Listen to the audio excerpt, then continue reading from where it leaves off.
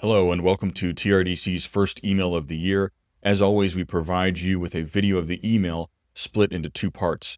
The first is the shorter version, and the second is the long way around with more information. And so with that, I'll start by taking you straight through the bypass to the strip district. Patience. It is something as a mere mortal you get better at with age if you're lucky, and blissfully ignorant of it otherwise. At TRDC, it is at the very center of how I allocate capital on your behalf. At year's end, it is natural to reflect and also look to the future. I ask myself, did I make sound investment decisions for the TRDC family? How can I improve and simplify your financial lives through our 3-meeting process? What adjustments and asymmetric risks and rewards are on the horizon to enhance and differentiate what we do? Are those aligned with the why we created TRDC? Our overarching investment perspective remains the same. Our goal is always to buy profitable companies at reasonable valuations per our metrics.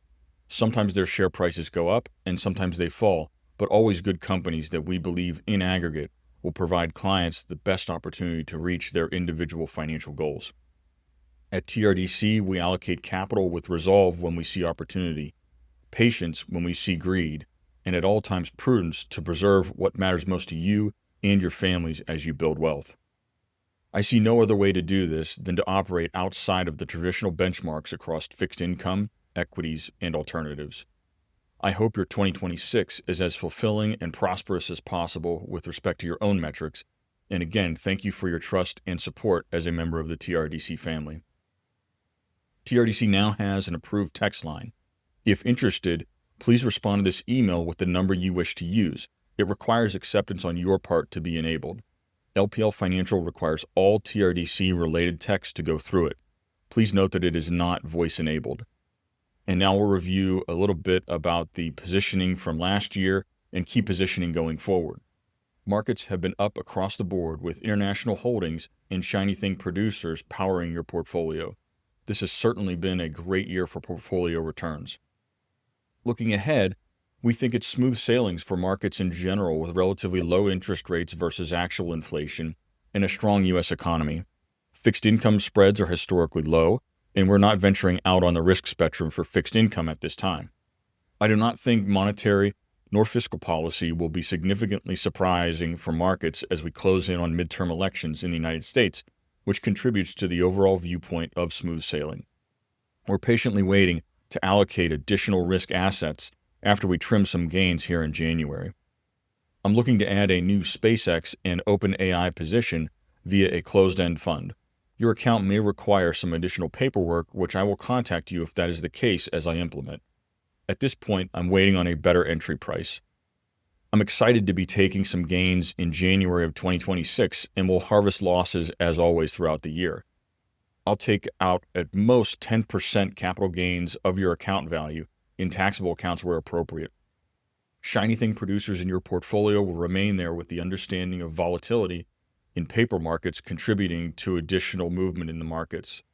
Demand remains strong for their products and uses. The primary uses, when combined, are industrial, solar, and electrically related. They also serve as a hedge against the further debasement of the primary medium of everyday exchange. And now we'll stop at the lights going down Fort Duquesne Boulevard to the Strip for the long way round. Again, we now have a TRDC text line. To remain compliant with LPL policies and provide you with another way to contact me, we have this text line which will make it easier to communicate via the medium many of you prefer. This number is different than our voice line, but our voice line remains the same. I love nothing more than when you call and now can text. As always, please do so 24/7. Kindly respond to this email if you would like to text TRDC.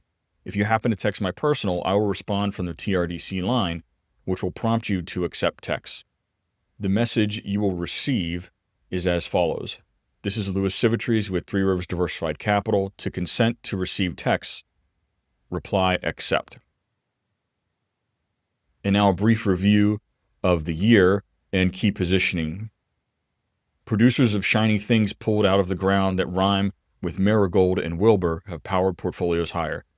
International holdings, both of the developed market and emerging market varieties, have quietly outperformed U.S. markets. This is an area I think has potentially increased value over the next 2 to 5 years. One disappointment has been our holding in quality small caps, which has underperformed. With the recent rate cut by the Fed, this should provide a tailwind for this space in particular, which relies more heavily on debt versus the large and mega cap space. I continue to believe that in the long run, it is beneficial to own profitable companies at reasonable multiples across the spectrum of equities. Your holdings reflect profitable companies and ETFs that hold them at reasonable valuations that I would be comfortable owning in their entirety if I could not diversify investments. For example, the S&P 500 trades at 27 times earnings, whereas your primary large cap holding trades at just 16 times earnings. This holding includes both growth and value stocks and focuses on free cash flow versus the more messy end earnings number. On the international side, your primary holdings trade at 10 and 12 times earnings. There's still room for multiple expansion in this case versus a risk of multiple contraction with more benchmarked investments, both domestically and foreignly oriented. As a preview of what may be on the horizon, the Fed will likely pause here and Powell's reign will come to an end in 2026. An independent and competent Fed is extremely important to asset price stability and has over the past 40 years worked in favor of those that hold financial assets, allowing you to outpace those that have not at an increasing rate. It is my belief that this will continue and actually accelerate. Bonds will consistently underperform profitable equities in the long run. I think of bonds as a place to earn yield while waiting for more attractive equity prices. Bonds are also appropriate for money that will need to be accessed within a 5-year period in most cases. More important than the rate cut from the Fed, though, is the announcement of buying bonds with newly printed money. This is not being called quantitative easing by pundits, but make no mistake, this is quantitative easing. This is likely to create a tailwind for risk and productive assets versus fixed income. Marigold and Wilbur will continue to be an important part of your portfolio for the foreseeable future. These assets are not appropriately represented in the average portfolio, in my opinion. I hold them, and so do you. The thick, viscous black stuff that comes out of the ground is attractive at $55 a barrel. I'm looking to expose you to this in a more direct way going forward, but have not yet decided how to best express this viewpoint. Two pieces that I wanted to add to the portfolio last summer and never saw multiple contraction nor a pullback are still being monitored.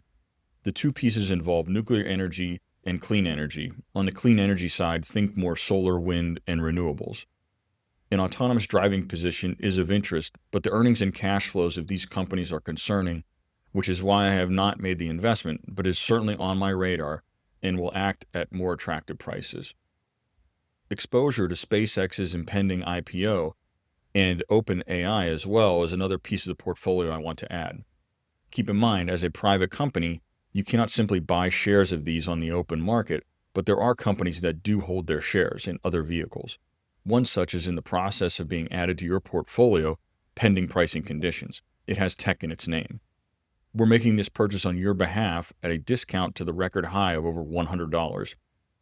As of January 8th, 2026, it traded at $27 per share. The maximum position size is 3% in the most risky of portfolios and subject to available cash in your tax situation.